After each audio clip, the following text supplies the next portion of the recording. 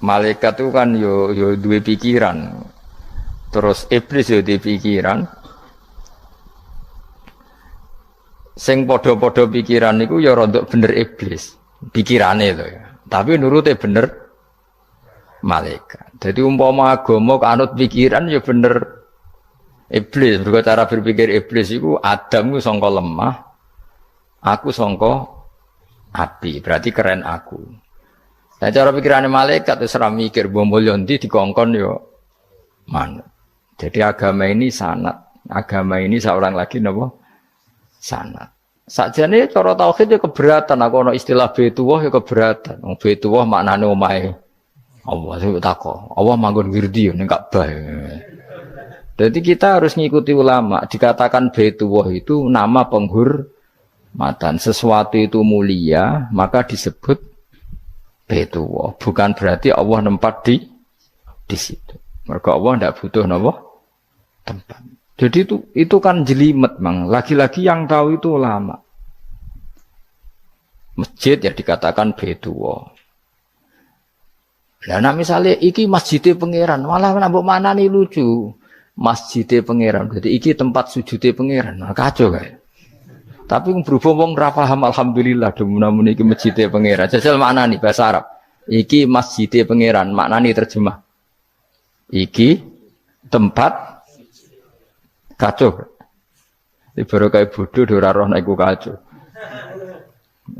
Jadi kacau. Ya mulane anut ulama. Jadi darani Baitullah apa dikatakan daleme Allah maknane apa idhofatut tasyrif. Napa idhofatut tasyrif maknane omah sing mulia sampai diistilahno daleme Allah.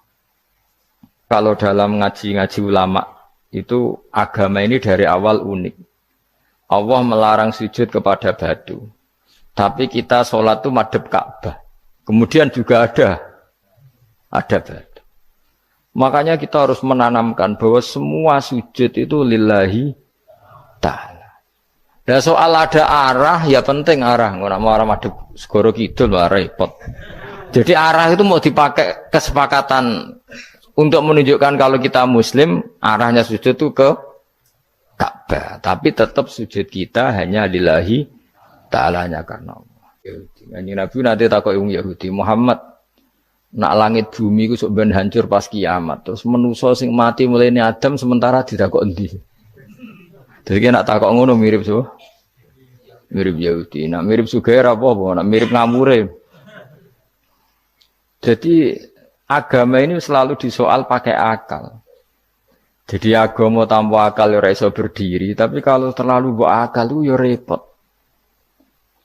Ya makanya tadi itu pentingnya riwayat. Seorang lagi pentingnya apa? Riwayat. Makanya cara Imam Malik itu enggak suka sama agama di logika itu enggak suka. Karena nanti orang yang punya logika terus merasa lebih punya otoritas terhadap apa? Agama. Ya wis sesuai ngono agama iku angel oleh nerangno sampean agama iku. Sampeyan saiki tak bedheki. Nabi Adam diusir kondi. Swarga. Terus swargane Nabi Adam saiki didakoni ndi? Mergo swarga iku luase sak langit bumi. Lah nek iku saiki didakoni ndi wong? Swarga lebih luas ketimbang langit. Kan enggak mungkin sesuatu yang luas diletakkan di yang sempit. So, akhirnya Mu'tazilah enggak percaya anane swarga zaman Nabi Adam. Jadi swarga sing cerita Adam itu tidak sama dengan surga yang nanti arduhas samawati wal ard. Jari ahli sunnah ya sono. Lah ning ndi wis ra roh pokoke ono. Ya itu kan sama-sama nah, terus diterusno wong debat. Ya sudah guys. Nak cara aku wis mlebu sik kok gampang nerangno nek wis bar roh. Secara teori kan gitu, ora roh kok nerangno sausé. Bro. Ya sudah, sampean bu swarga wae lagi apa? Lagi nerangno. Pas aku nerangno kowe ra ning swarga, ya ora ketemu. Wis kono enak nang cangkem elek ngono wis aku ben nerangno kowe ra ning kono. Ya wis akhire Kak. Apa cocokan sampean? Aku tak nerangno swarga lah sing kono ben nerangno neraka. Goroe neraka. Agama itu unik. Ya karena tadi apa ya? Dari awal agama ini di kaum yakilun, tapi akal yang berlebihan itu ya mengganggu agama. Ya sudah, makanya saya ulang lagi itu riwayat ya. Sebagian ini apa? Riwayat.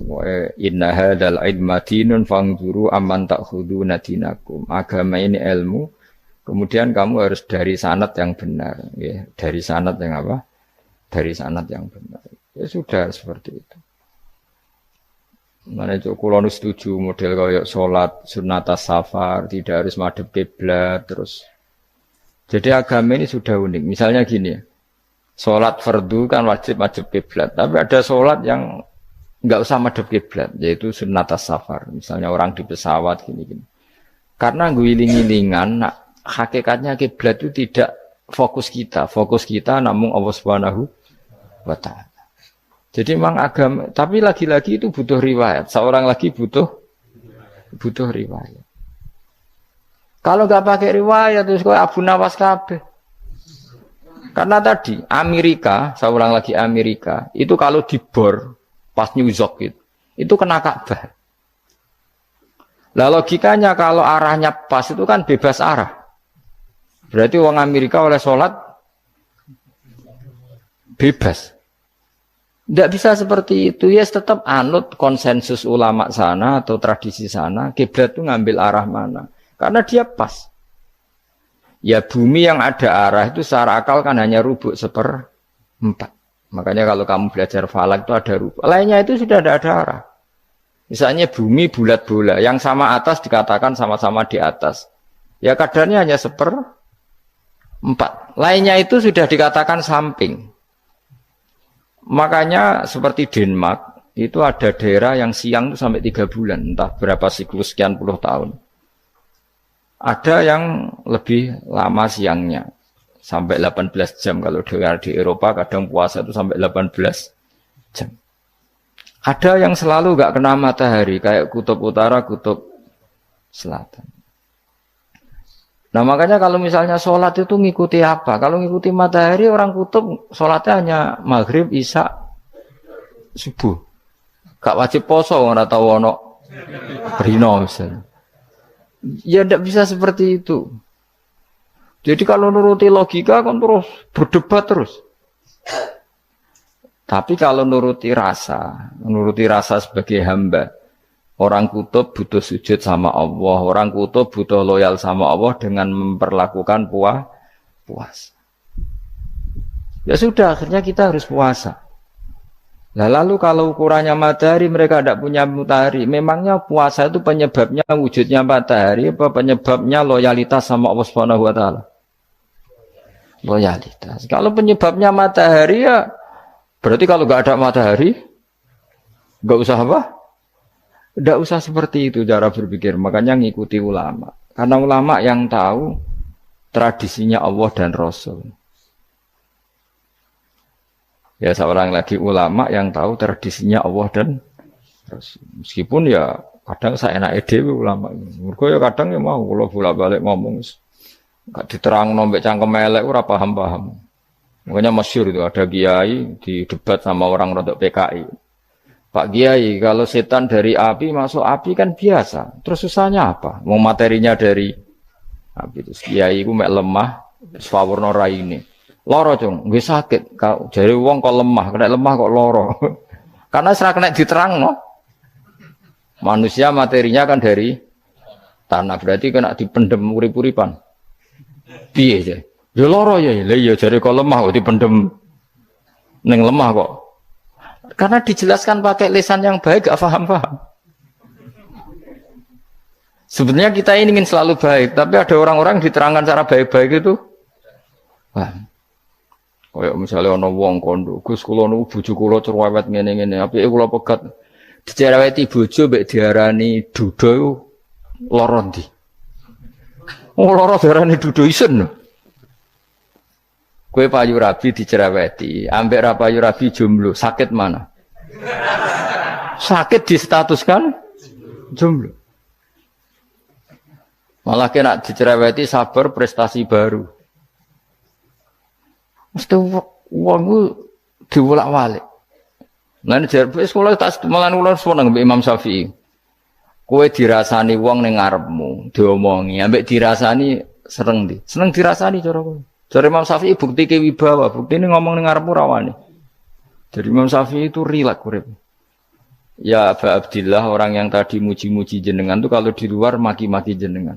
Jadi alhamdulillah. Kok bisa itu kan bukan pengkhianatan. Berarti saya wibawa, di depan saya enggak berani itu. Wong iku sowan Imam Syafi'i, ya cium tangan ya hormat. Tapi setelah di luar menghujat. Singkat cerita dilaporkan ke Imam Syafi'i. Orang yang tadi nyium tangannya jenengan itu di luar ngerasani jenengan. Jadi Imam Syafi'i, alhamdulillah berarti aku wibawa, mendengar kurawani. Ya dianggap enteng saja. Terus ada orang misoi Ja'far Shadiq. Saya Ja'far Shadiq itu Sayyid putune Nabi, orangnya soleh alim, gurunya Abu Hanifah. Di antaranya gurunya Abu Hanifah itu Sayyid Ja'far Shadiq. Itu kalau dihujat orang diomongin ini. Dimaki-maki. Sampai ke rumah. Pas mau masuk rumah, kamu masih ingin maki-maki saya? Iya. Tak tunggu sampai selesai. Setelah selesai, sudah sampun, sudah. Masih emosi orang, sudah. Kamu misoi saya berdasar apa yang kamu ketahui. Yang tidak kamu ketahui lebih banyak, maka saya tunggu.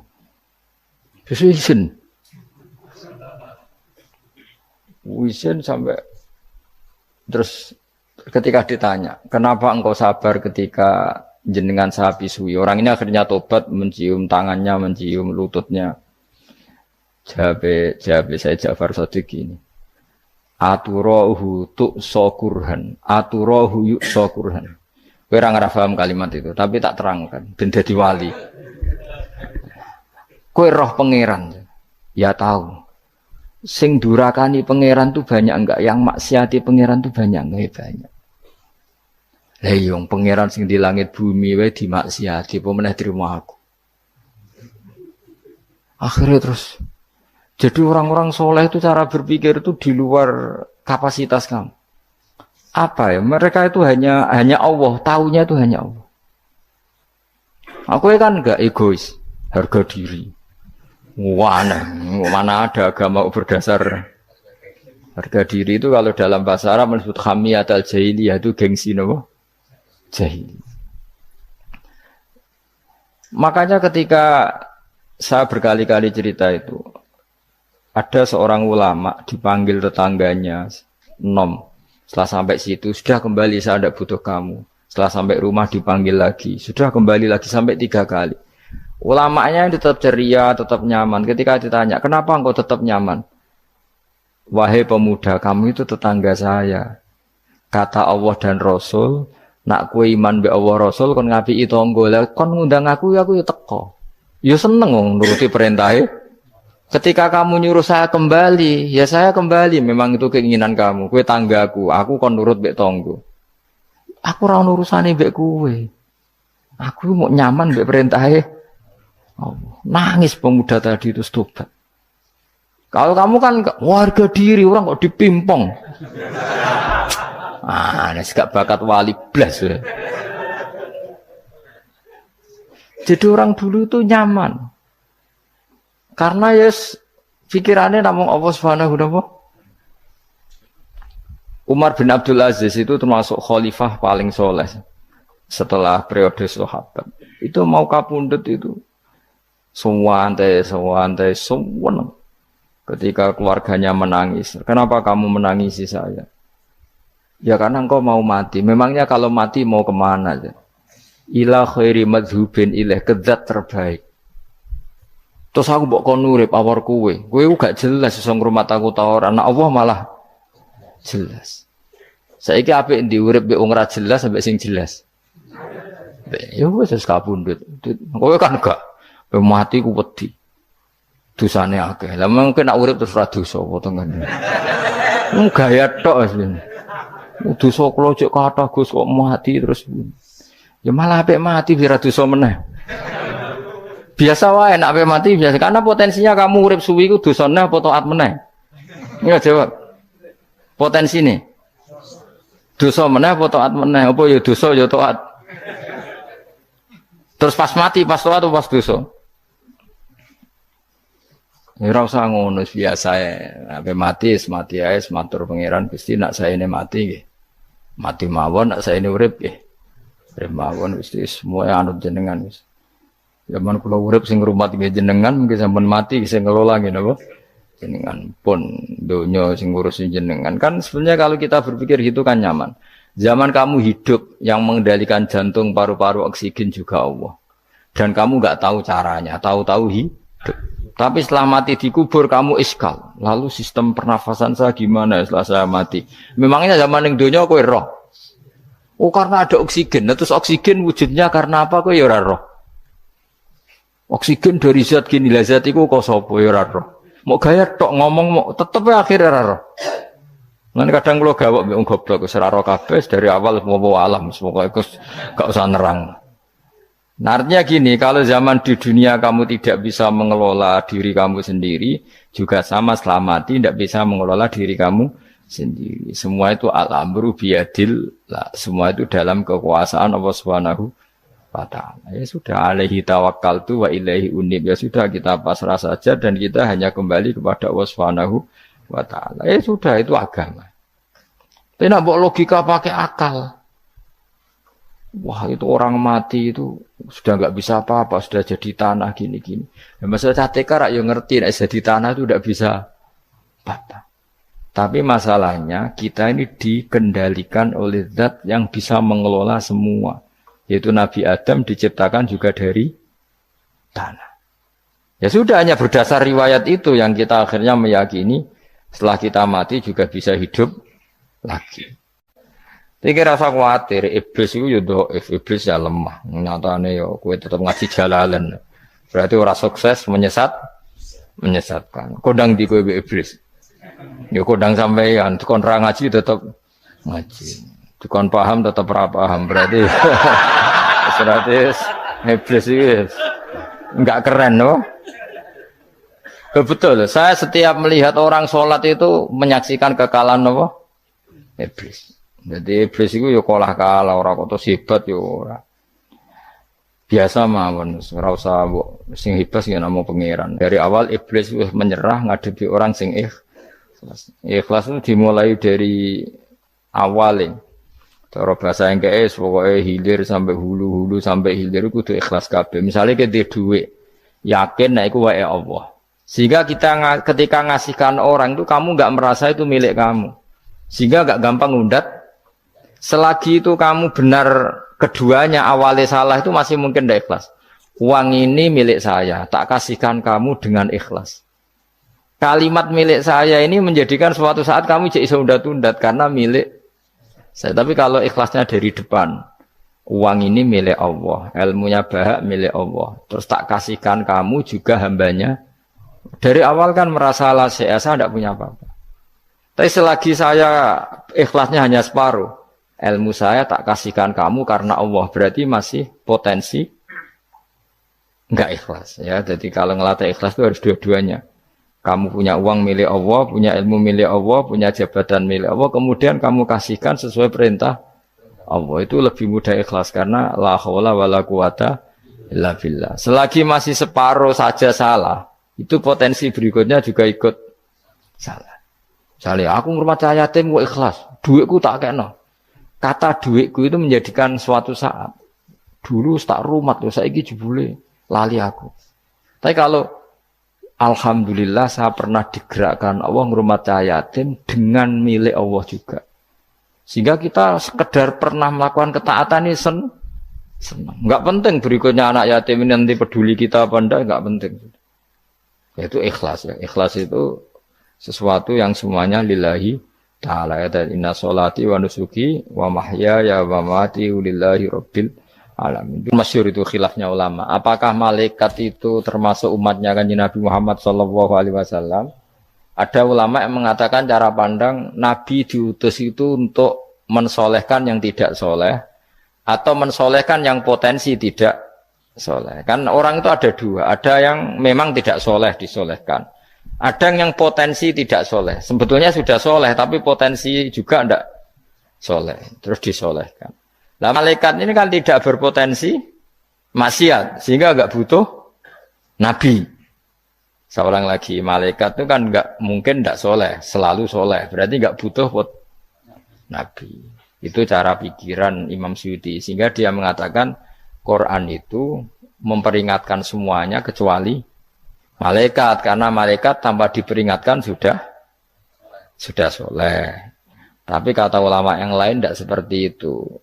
Malaikat tetap senang sebagai umatnya Rasulullah Shallallahu Alaihi Wasallam karena butuh status tasyrif. Tasyrif itu keren. Nanti takoi ke melok kelompok isopo, melok kelompok Kanjeng Nabi Muhammad Shallallahu Alaihi Wasallam. Sehingga kalau nanti ditanya Allah, mimman anta misalnya, min ummati habibika Muhammad, itu keren. Kayak termasuk umatnya kekasihmu Nabi Muhammad Shallallahu Alaihi Wasallam. Lalu kamu ngikuti apa? Yo min aksani kitabik, macam ngikuti kitab terbaikmu ya Allah. Sehingga mereka ikut umatnya Nabi bukan karena disolehkan, tapi karena tasrif, satu kehormatan. Itu yang diikuti ulama. Tradisi kita, ahli sunnah, ngikuti yang pendapat itu. Ngikuti bahwa malaikat pun suka dikategorikan umatnya Kanjeng Nabi Muhammad Sallallahu Alaihi Wasallam karena nambahi tasrif. Nambahi apa?